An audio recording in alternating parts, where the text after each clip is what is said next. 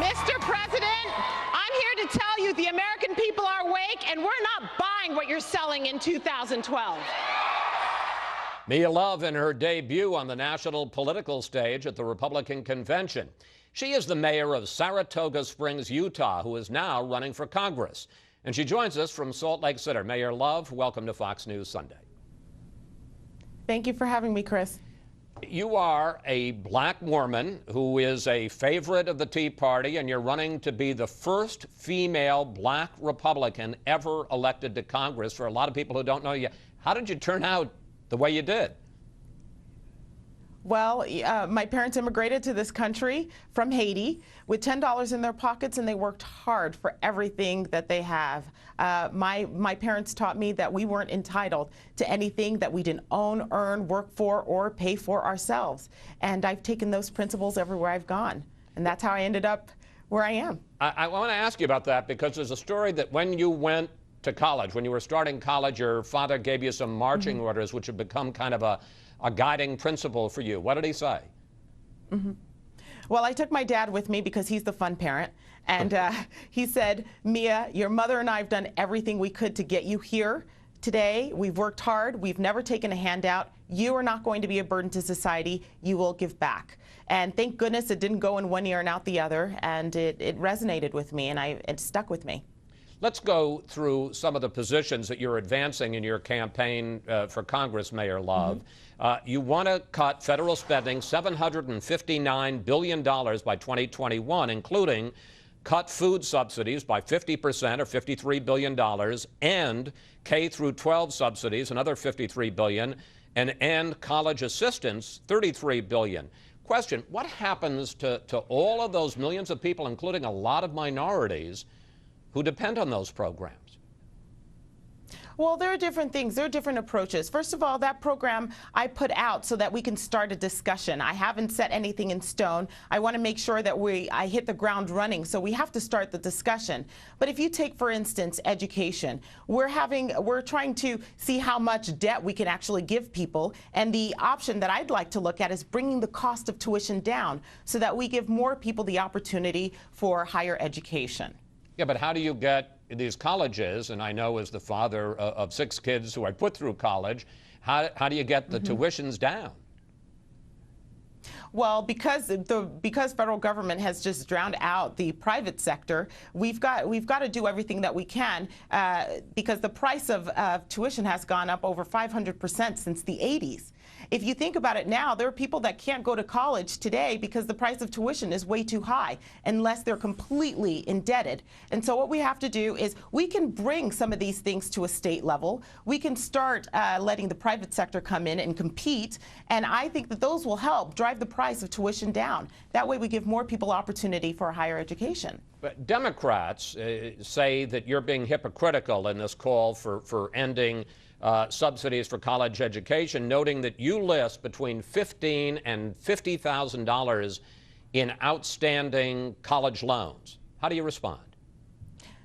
I respond by, I wish I had more options because we're still trying to pay some of those things off. And what I would love to do is be able to be in a position where I don't have that debt. I want my children to be able to have a college education without having as much debt. And many people are leaving college right now. They're completely indebted and they can't find work to pay off some of those loans. So what's going to happen with the college education is the same thing that happened with the housing market. We're going to end up being in big trouble when people can't pay back those loans.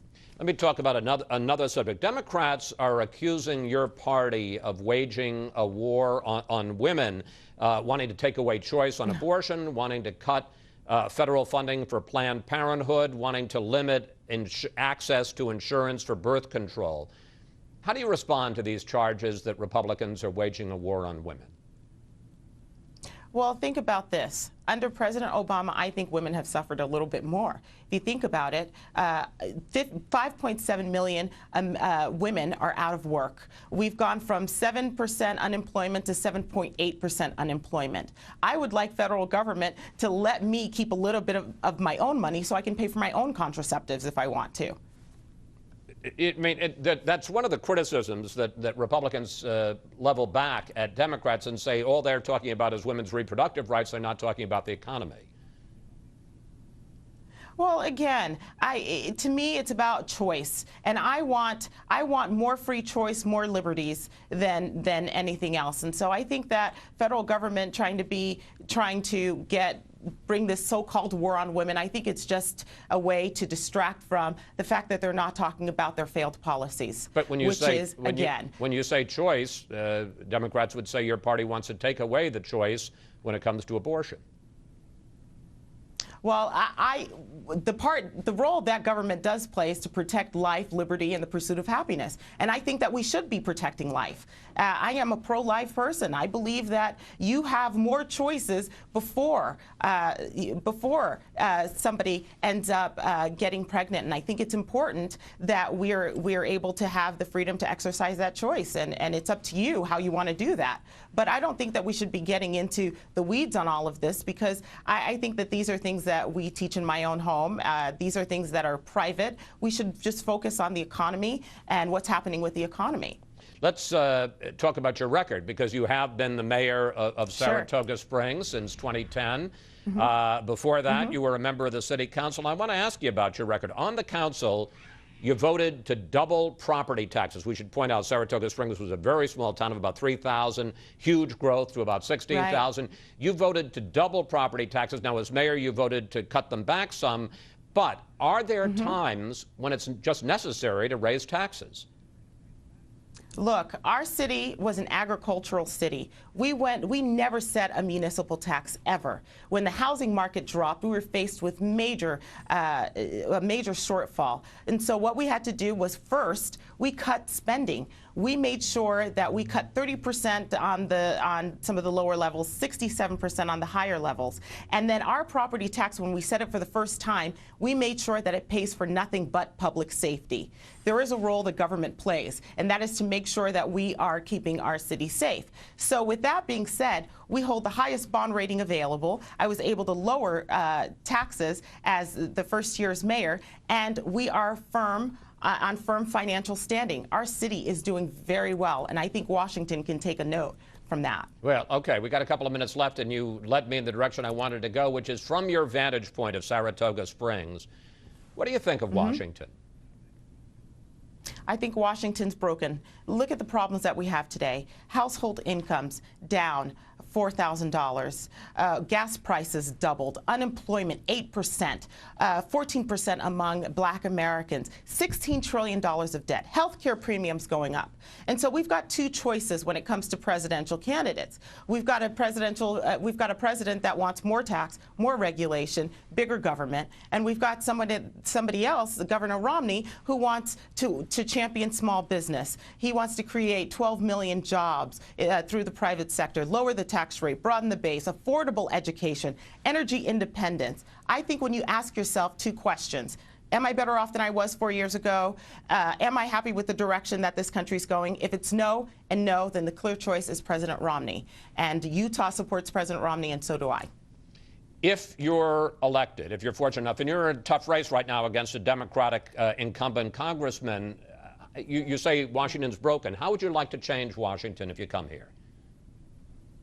Well, again, we're going to have to lower the debt. We're going to have to try and do what we can to lower deficit spending. But if I may, Mayor, I'm less talking about policy and more the way business is done in Washington. How would you try and change that?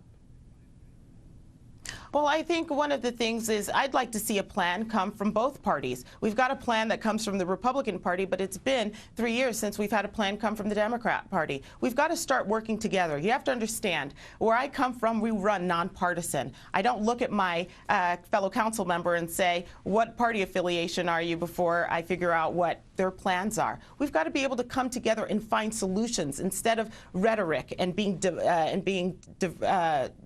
setting people up against each other in terms of dividing this country. We have to come together as Americans and fix the problems that we're facing today. And we need leadership, not someone who's going to follow from behind, but leadership, and saying these are the solutions. Let's look at these and try and see what we can do to get this country back on firm financial standing. Mayor Love, I want to thank you so much for coming in and talking with us today, and we'll see how things go for you in November. Thanks for coming.